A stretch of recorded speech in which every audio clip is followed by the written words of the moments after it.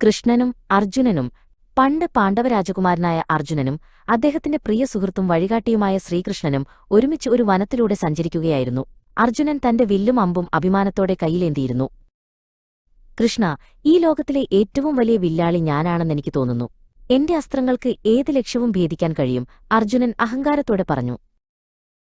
കൃഷ്ണനൊന്നും മിണ്ടാതെ പുഞ്ചിരിച്ചു. അദ്ദേഹം ദൂരെ ഒരു മരക്കൊമ്പിലിരിക്കുന്ന പക്ഷിയെ ചൂണ്ടിക്കാണിച്ചു.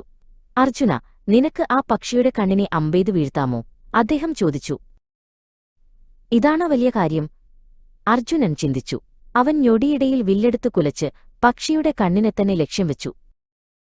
അമ്പെയ്യാൻ തുടങ്ങുന്നതിനു മുൻപ് കൃഷ്ണൻ ചോദിച്ചു, അർജുന, നീ ഇപ്പോൾ എന്താണ് കാണുന്നത്? ഞാൻ പക്ഷിയുടെ കണ്ണ് കാണുന്നു, അർജുനൻ മറുപടി പറഞ്ഞു. പക്ഷിയെ കാണുന്നില്ലേ? മരക്കൊമ്പിനെ കാണുന്നില്ലേ? ആകാശത്തെ കാണുന്നില്ലേ? കൃഷ്ണൻ വീണ്ടും ചോദിച്ചു. ഇല്ല കൃഷ്ണ, എനിക്ക് ലക്ഷ്യം മാത്രമേ കാണാൻ കഴിയുന്നുള്ളൂ, അർജുനൻ പറഞ്ഞു. കൃഷ്ണൻ പുഞ്ചിരിച്ചു. പെട്ടെന്ന് ഒരു പാവപ്പെട്ട വേടൻ അതുവഴി വന്നു. അയാൾ വിശന്നു വലഞ്ഞിരുന്നു.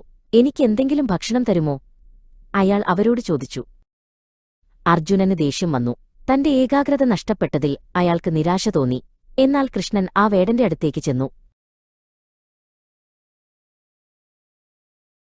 കൃഷ്ണൻ മരത്തിൽ നിന്ന് കുറച്ച് പഴങ്ങൾ പറിച്ചെടുത്ത് ആ വേടന് നൽകി. നിങ്ങൾ ഈ പഴങ്ങൾ കഴിക്കൂ, അദ്ദേഹം പറഞ്ഞു. വേടൻ നന്ദിയോടെ അത് വാങ്ങി.